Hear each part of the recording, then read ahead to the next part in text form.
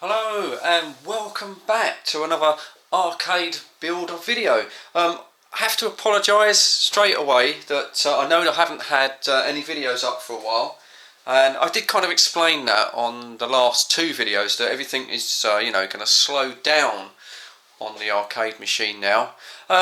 Just the way it goes, things get in the way, life stuff gets in the way, other projects that I've got on the go. If you follow my channel, you'd have seen that I've recently resighted my radio antenna and sort of things like that. So this might be the last penultimate video of the machine, or there might be another one following this one once I've got some of the software kind of configured. Still got a few little jobs that I need to do on the machine cab itself. Basic stuff now, we've got all of the fancy glossy stuff all done with the bezel there, which I still need to go around and get all the air out. I haven't quite done that.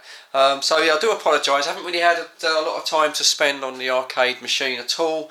I'm going to get a little bit done today, and I'll sort of show you as I go along. Now, also thank you ever so much for the continued comments and encouragement that I get on the YouTube videos, and also on the Richie's Bartop arcade forums.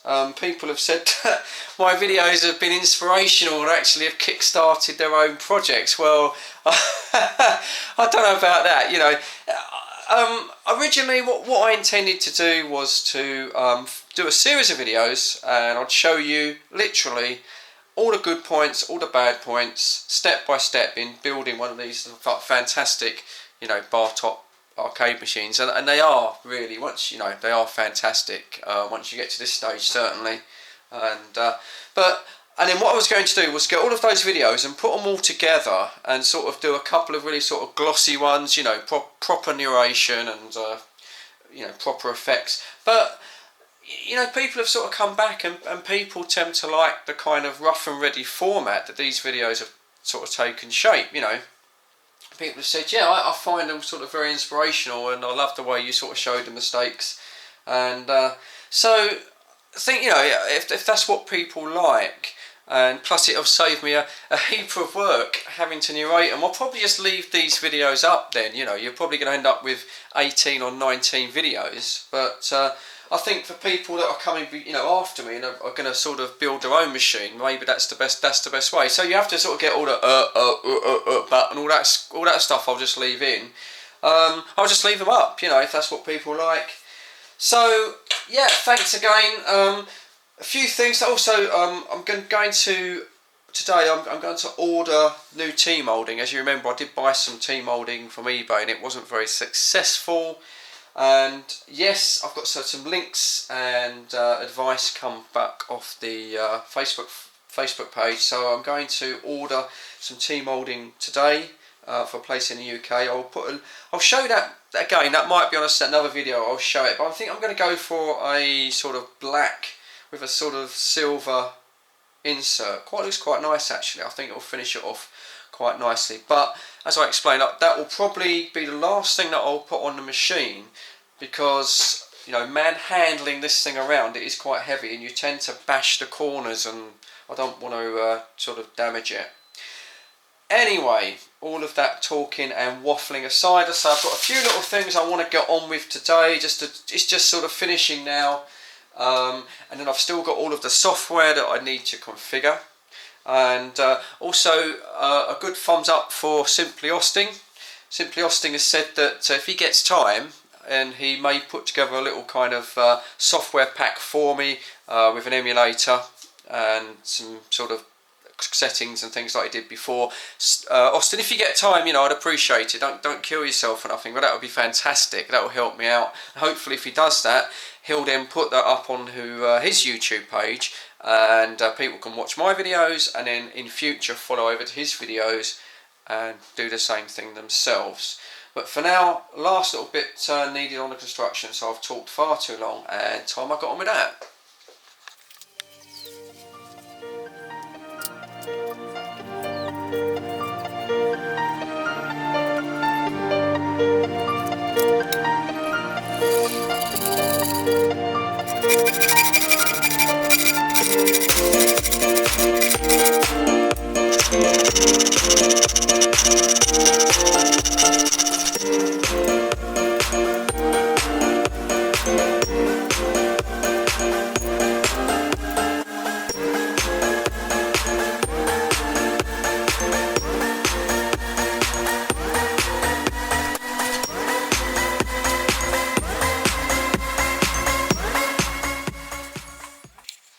So that's the handles put on, and makes the cabinet a lot easier to move around when you can actually grab hold of something quite solid. You would have seen there that the supplied bolts unfortunately were too short to go through the 18mm MDF, so I ended up having to cut some bolts down, but there you go. So that's done. So next little job is this rather annoying thing about the door. Because of the cabinet is cut at an angle, which looks very nice of course, but it means that the door, as you can see, needs to be raised. So next thing is to just put these little rubber feet on the bottom, and that'll be that problem solved. Also to make the thing a little bit more stable as well.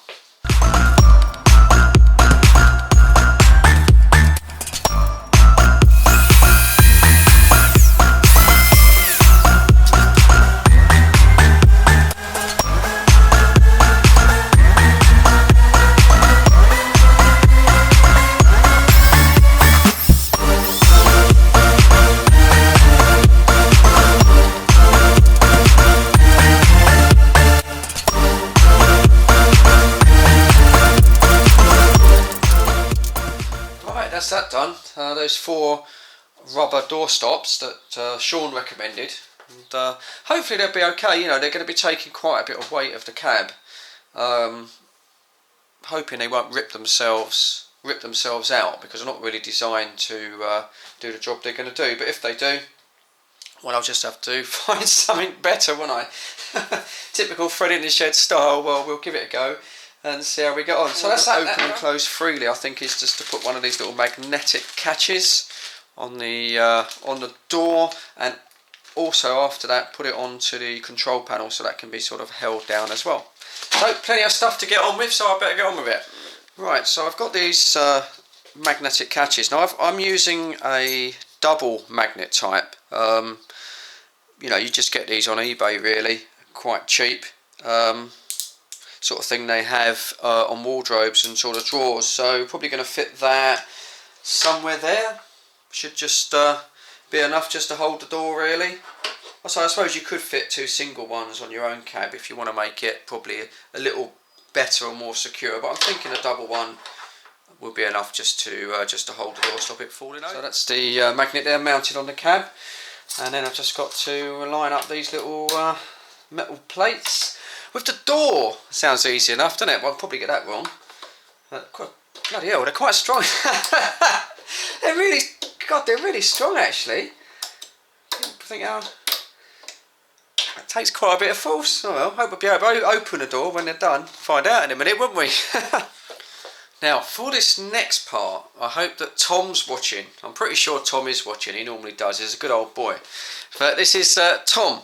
That you're going to be pleased to know that I've somehow managed to incorporate the little tub of Vaseline. You got it? Yeah. You was wondering when the Vaseline was going to come into play, weren't you? Well, it is going to come into play, because I'm just going to use it to mark these little points here where I need to drill the holes for the screws. So I'm just going to get a little witness mark off the Vaseline when I close the door. So yeah, Tom, you'll be pleased that I've managed to incorporate the Vaseline somewhere into the build. Unfortunately, it was pretty much at the end, but I got it there, didn't I?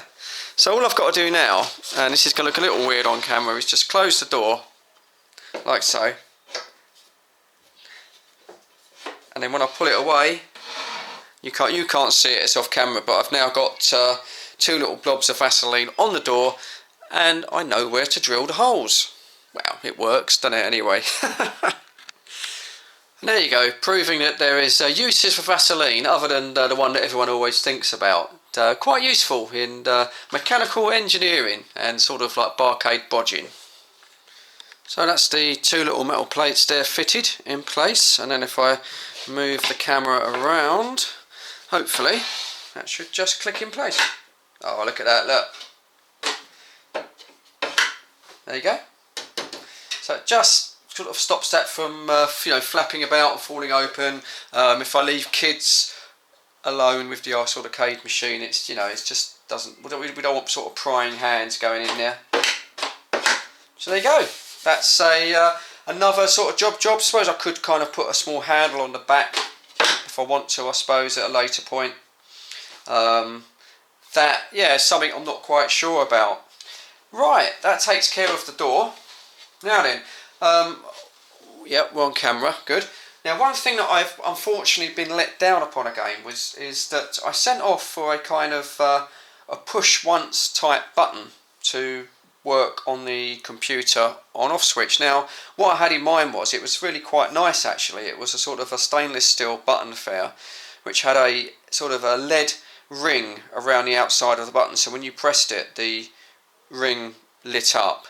Or what I was going to do, and I still might do this in the future, but I can't do it right now. But what I was going to do was put the hard drive light, connect that to the LED outer ring, so you push the button once, the computer started, and when the hard drive was sort of chattering away, you would see the light flickering. Unfortunately, second time this has happened in the build, the Chinese supplier let me down. The item didn't turn up and I've had to get a refund.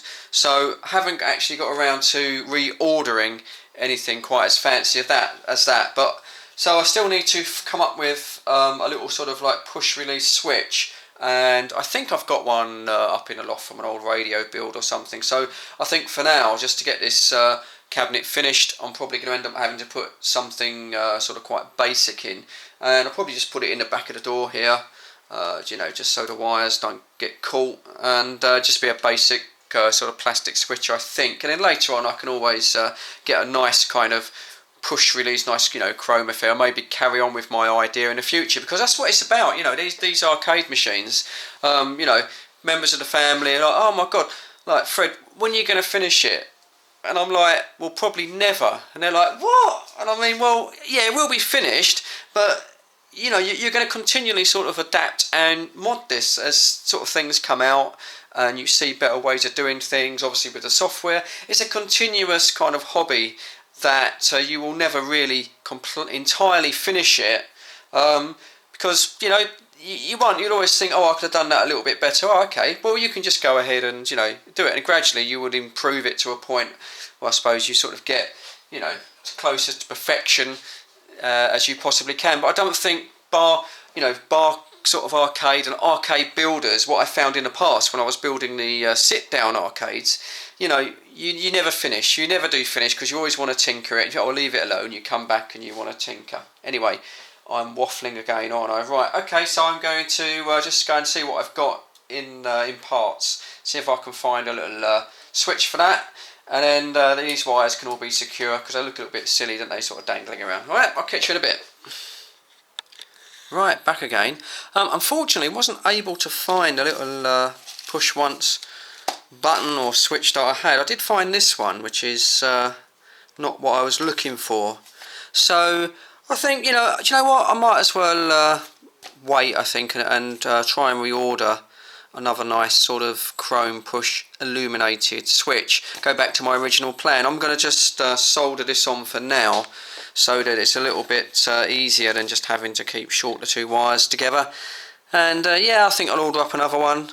Do it that way. That's what I wanted to do in the first place, so I might as well stick with the original plan, I reckon. So that's that done. Just a little push switch there. Just make it sort of easier to turn the PC on. Right, okay. Next thing I think is I need more USB ports. So we've got that little extending bar, and I think I need to fit that into there. Just going to sort of glue that into place. And I've also got a little sort of portable keyboard with a little touchpad on it. Works sort of by some sort of RF frequency, not quite sure. So I've got a little dongle to go into that, and then I can won't have to keep plugging in a keyboard and mouse. So I think that's the next jobs I need to be getting on with. This is the little keyboard that I've used before. It's 2.4G wireless, so it's Bluetooth, isn't it, really? I assume. And yeah, I've used that on the driving sim for a few years now, and it seems to work. So anyway, we've got the little extending kind of USB port thing here going on, and we've got the plexus plugged in. So if I go around the front, hopefully that's all been recognised. And yeah, that looks yeah, it's because I unplugged the speakers there. So hopefully when I plug in the little transmitter, we are going to have a working operating system with a mouse and everything. So wish me luck on that, because these things don't always work first time. So there we go. I don't know if you can see that little cursor moving around on the screen there. So yeah, for some reason the keyboard didn't like that cheapo white plastic USB hub, so I just had to plug it directly into the motherboard there, and hopefully the Plexus USB internet connector will hopefully sort of work on there. So that's the plan of action. I'm going to test that out next, and if that all goes well, I can then just stick that just on there somewhere really, just give it a little bit of glue, and that's about the only place I think it can go. I suppose I've got quite a bit of lead, haven't I, when I look at it? Oh, actually, yeah, maybe I could sort of stick it out the way down there or something, or...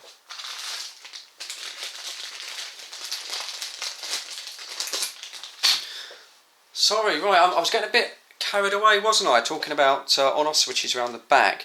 I forgot that I've still got another little magnetic catch to fit, which is just for the control panel here, so that's a little bit more secure. I'm hoping I'm going to get away with just the one, to be honest.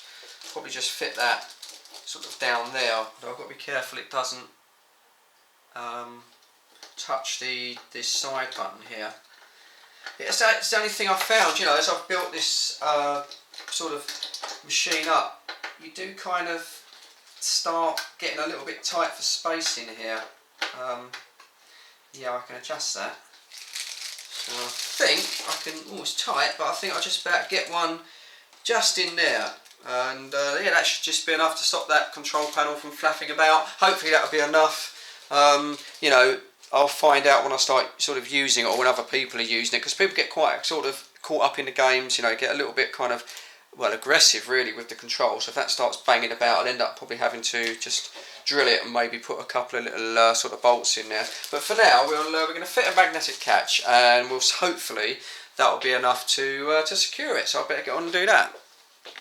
So once again, for the second time, just using a bit of Tom's Vaseline there, just to get a couple of witness marks on the side of the control panel here, and that will tell me where I can sort of put the drill holes in and get those screws in and get those plates in the right location.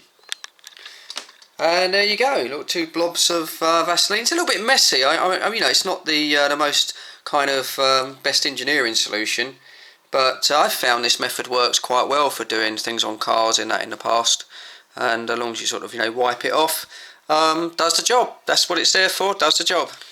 Right, it's fixed, but I'm a little disappointed with it, to be honest. It just doesn't seem to be really holding it, not as firm as I think it needs to be held. I can hear it connecting, but I don't know, maybe I need to do one this side as well.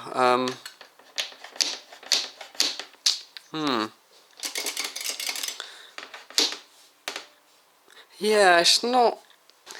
I think I'll try one on the other side, but that's not holding as well as the back door. A little bit perplexed why. I was hoping that one was going to be enough, but I think what I'll do is I'll do one this side, so we've got two, and see if that's enough to just give it a little bit more sort of security. I don't want it flapping about. If not, then I will have to eventually. I'll have to sort of drill something into there and there, which I don't really want to do. But drill something in and secure it with a bolt. Okay, we'll crack on. Right, there we go. We've got the second catch on now. So that's one on both sides, and I must say that that feels a lot better, to be honest. That's actually got a little bit of sort of grip. Still, it's not quite as much as I wanted. to be honest, but I think I'll see how it goes, you know. I think that should sort of stand the forces, as it were.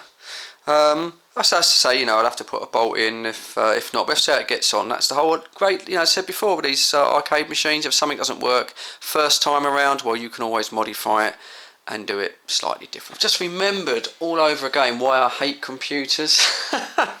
Dear oh Lord. So yeah, I got a few computer issues now with this old Plexus Wi-Fi dongle that's, to be honest, it's never let me down in the past. But I've reconnected it and now it can't pick up any Wi-Fi.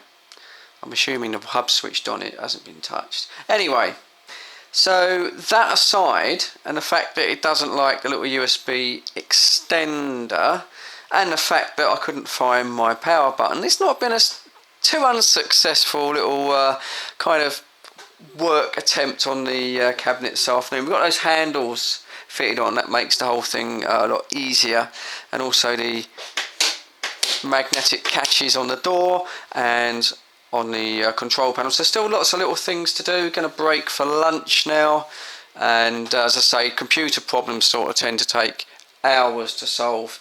I could build probably 3 cabinets in the time that it's going to take me to muck about with the computer settings. But anyway, going to break from this video now, and I'll resume when I've refreshed and had a little bit of lunch.